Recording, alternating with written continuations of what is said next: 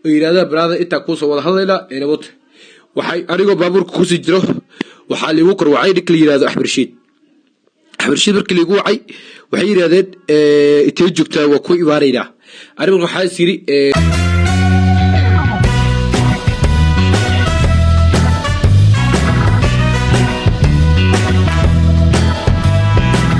السلام عليكم ورحمة الله تعالى وبركاته نود داوديال مركز تاعد نقد داونسان إنسي كستاعد نمركزان داوديال halka aad naga daawanaysan waa Rusheeg Media oo fadhigeedu yahay magaalada Edmonton gobolka Alberta dalkan Canada dabadayaal mar kale iyo muuqaal cusub dhammaan hadday markii ugu horeysay aad ina soo booqataan waxa aan ilaalinahay ku soo dhawaada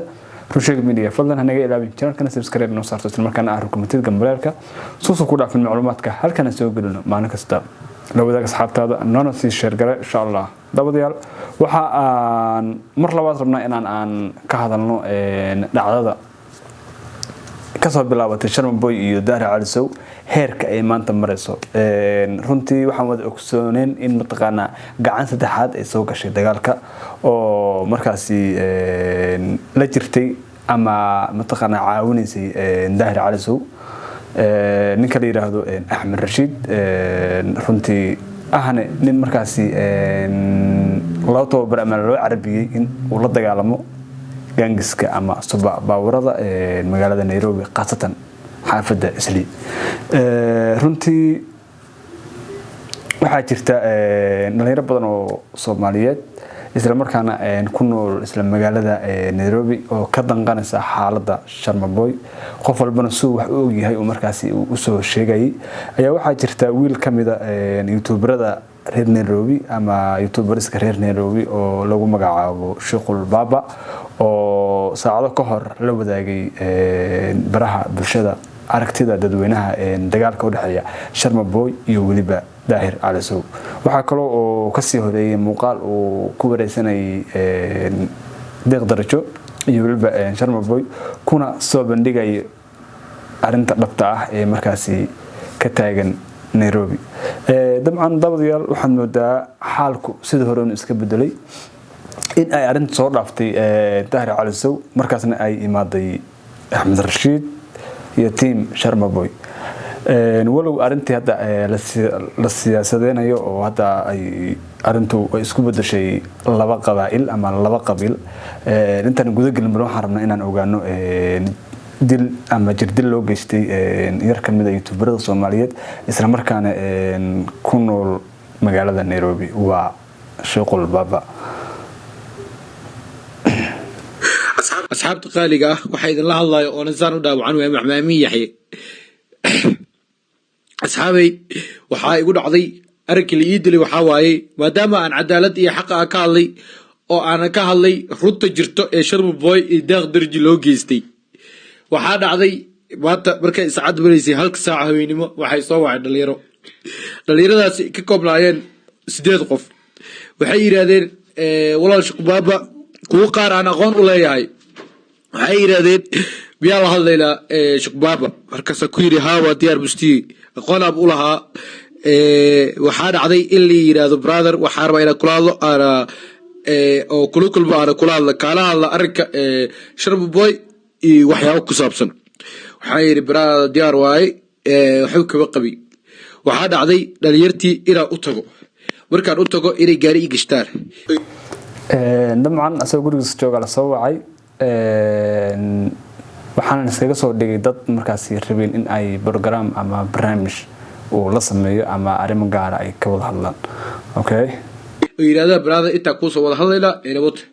waxay anigoo baabuurka ku sii jiro waxa liigu korwacay dhig la yiraahdo Axmed Rashiid markii liigu wacay waxay yiraahdeen intee joogtaa waa ku ibaarayna anigu waxa siri hadii aad gabtid ama hadii aad cabsi aad isgelisid waxa iska dhigaysaa qof dambiile ah ha iska dhigin qof dambiile maadaama aad dambi lahayn because Axmed Rashiid wuxuu hawshiisa ay tahay inuu dilo rag tuugada rag wax dhaco rag toorada wato iyo rag biskoolada wato aniga intaas kaba saabsani mar ku jiri dabcan Axmed Rashiid dawadayaal ma aha nin boolis ah dadku waxa mataqaana iskaga kala dhaxaldan Axmed Rashiid waa dharcad loo carabiyay ama loo tababaray in uu la dagaalamo suba baawarada marka waxaan moodaa arinkan dhalinyarada Soomaaliyeed dhanka social media joogta in ay ku noqonayso caburin hor leh oo markaasi lagu caburinayo dhalinyarada ayadoo loo soo gashanayo shaati dawladeed waxaa la ii soo kaashtay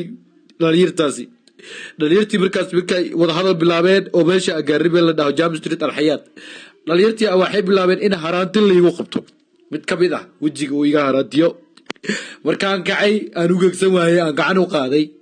oo isdagaalay waxay ka koobnaayeen markaas 2 qof ayaa gadaal uga soo dirsoontay kadib waa la iskiigu kaytay dooriyaa leela soo baxay toori markii leela soo baxay aniga markii waxaan waa istaagay oo waan isdajiyay waa la iskiigu kaytay markaan arkay in gacaqaad badan la igu sameeyaayo waxaan bilaabay inaan iska dhiciyo sidii secretary waxaan isiri brother waa dhibatay intaan la dhimanin ka hore geestirimo u dhimo gacan ayaan u qaaday markaan gacan u qaaday waa la iga badiyay maadaama la iga badnaa waxaan noqday geesi garab waayay oo mataqaanaayo weel iska saari waayay kadib waxaa dhacday in oo mataqaanaa baabuurka markay gistaan ayagoo hanjabaad iyo wax walba wadaan iyo irbaaxshi iyo gacan qaad wax walba waxaa dhacday inay dhahaan yar la yidhahdo Cadnaan Model iyo inta majeerteenaba dhan waxaa balan waa inaa meel saaro oona magaalkiisa nabad ku noolaanin waxay yidhaahdeen adigoo la majeerteenahayn waxaad majeerteen oo daba dhaqlaynaysid waxaa tahay daba dhilif majeerteen waxay ahaayeen dad awoowayaasheena xirxiray dad awoowayaasheena gumaaday iyo gacaqaad fara badan dhalinyartaasi dhammaan waxay ka koobnaayeen dhalinyaro ogaadeena way soo kaxeeyeen waxaa la ii geeyey ninka Xabirshiid ahaa markii Xabirshiid la ii geeyey inta Xabirshiid la ii geeyey ka hor baabuurkii ay igu wadeen hajabaad badan ay igu wadeen waxay yiraahdeen waxaa next ah oo kugu xijireena ninka la yiraahdo Cadnaan Model maadaama uu yahay majeerteen marka waxaa dhacday in ay isoo wareejiyaan askari la ii geeyo askari walba la ii geeyo wuxuu igu sameeyay gacaqaad waa liidar baaxay waa liifeeray kadib waxaa dhacday in la ii warwareejiyo kadib in la ii geeyo ninkii ahaa Xabirshiid markii la ii geeyey wuxuu yiri wuu ka naxay wajigayga iyo dhaawacay saaran wuxuu yiri aniga raalli kama ihi waxay soo wacday baabada hooyada laakiin raalli kama ihi wax lagugu sameeyey waxaa weydiiyey haddii aad raalli ka ahayn waxaa kugu kalifay inaad mataqaanaayo aad ii soo adeegsatid dhalinyartaasi adigoo awood u laha inaad ii imaadid oo aad ila hadashid horta waa run dabcan su'aal meesha ku jirta Axmed Rashiid hadduu uu u baahan yahay dabcan qof walba uu kala gareeyo waa uu imaanaya sababtoo ah waa nin askari waa nin markaas magaalada ama guud ahaanba Kenya qaasatan Nairobi aad looga cabsado dhalinyarada Soomaaliyeed aad uga cabsadaan marka laba mid baa inaan muuqaalkan u soo doodo inaan ka hadlo marka koobaad arinku waa la siyaasadeenaya waxaana moodaa in markaasi madaxa la isku gelinaya laba qabaa'il majeerteen iyo ogaadeen anigu karsheed ahaan waxaan aaminsanahay horta hore ficladan ay ku dhaqaaqayaan Axmed Rashiid iyo dadka mataqaanaa markaasi uu soo adeegsanayo 90% inaysan ku taageersaneen ehelada ay ka soo jeedaan arinku majeerteen iyo ma ahan iyo ogaadeen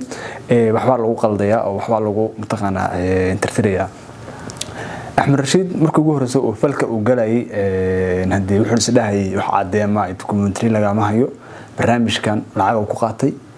walin askari oo lacag haduu qaato lacagtiisaas uu ma aragtay wax walba aad u didid uu kugu fulinayo arinka marka ay weynaatay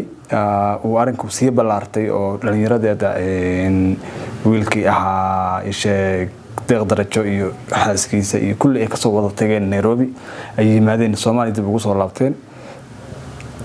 ayaa waxa markaasi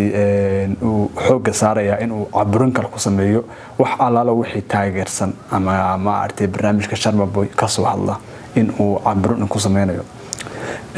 qodobka labaad aan rabo inaan ka hadlo waxa weeye Axmed Rashiid waxa uu la dagaalamay superpower waxa uu xalinayay ammaanka magaalada sababtoo ah waxa loo soo magacaabay waxay ahayd waa ogeed dhacdadii 2017 hadda la wareejinayo baraha bulshada dhacdadaas uu magac weyn ku sii yeeshay darajo uu ku sii yeeshay labadii wiil oo dhalinyarada ahaa oo sida kadiska loogu duubay muuqaalka soo bartay magaalada ku tooganaya laakiin hadda xaaladan oo ka bedelan tahay xaaladii hore waxaan moodaa Axmed Rashiid laftirkiisa inuu hadda abuurayo ama uu mataqaana kicinayo dhalinyaro superpower ah hadda waa god ugu qanjo ugu shalay ayaa la dagaalamayay superpower maanta in dhalinyarada Soomaaliyeed aad u soo adeegsatid superpowerna waxa waaye waa wax markaasi laga fiicnaa anyway waxaan dhihi lahaa Axmed Rashiid kulay nin mas'uul ah tahay nin xil haya tahay barnaamijyadan ay ku dhex jidid waxa aad dhaxwalaaqaysid caburinta aad ku haysid dhalinyarada waa mid adiga laga xisaabtami doono waana mid adiga aad ka jawaabi doontid sababtoo ah waxaan waxa qarsoomay maahan Soomaalidu waxay tiraahdaa sadar muuqda su'aal ka dhan si walba aad iskugu daydid inaad caburisid dhalinyaro si walba aad iskugu daydid in aad ka dhex shaqaysid marka hore qalad kuga ahayd inaad soo kala dhex gashid barnaamijkan marka hore ee qalad kuga ahayd laakiin hadda waa soo dhaxdabaalatay waana ku dhex jirtaa barnaamijkan nuuji kale ayuu hor leh ayuu hadda yeeshay oo labada gacan ku dagaalamayay waxa moodaa inuu ka soo gudbay oo markaas u yimaaday gacantan saddexaad nuuxidii najiida oo ka soo baxdana waxa waaye waan isla joognaa waan isla qiimeyn doonaa waxa kale halkan raba inaan aan dhaho shaqul baaba ilaahay ku boogdayo dhibaatada lagu geystay kooxdin dhalinyaro hadaf leeyahay nin xaq oo dirirayaadaheed runtii dhalinyaro Soomaaliyeed oo hadaf iyo mustaqbal leh in la caburiyo xidoon laga sameysto horta waa ayaan daro aad u weyn marka saaxiib baan ku dheelahay ilaahay ku boogdayo waxaan waa wax sii socon doona fal walba oo dhaca kiis walba oo dhacana jawaabteeda damcan waxa ama mas'uuliyadda qaadan doona Axmed Rashiid marka anyway damcan daawadayaal intaas ay ahayd muuqaalka aan caawa soo fadhiistay ama barnaamijka aan caawa aan inuu talagalay haduu Ilaahay yiraahdo isqabqabsiga hadda social media uu ka wareegay wuxuu maraya dagaal waa aragtay already dhabaayil soo geysanayo magaaladana waxay noqonaysaa in dib loogu soo celiyo superpoweradii marka ninka la dagaalamay superpoweradii waxa waaye in uu asiga gacantiisa darin nimanka ku soo abuuro waxa waaye waa business kale aan dhihi karaa aniga marka way damcan daawadayaal hadii ay tahay markii ugu horreysay aad inuu soo booqato waxaan ku leenahay ku soo dhawow Rusheeg Media fadlan naga ilaalin jiran kana subscribe noo saarto isla markaana rukumentida gambalka soo ku dhaafin macluumaadka halkan soo gelin maalin kasta aad hore noo joogteen please aniga ilaalin channelkeena ay noo sii share gareysid leegta iyo markaas wixii dhiirigelinayna aad markaas nagu soo support gareysaan inta kulmi doono barnaamijka xiga waa Rashiid Rusheeg oo inay leh xaaladda hala dajiyo sidii hore ma ahan xaaladda hala dajiyo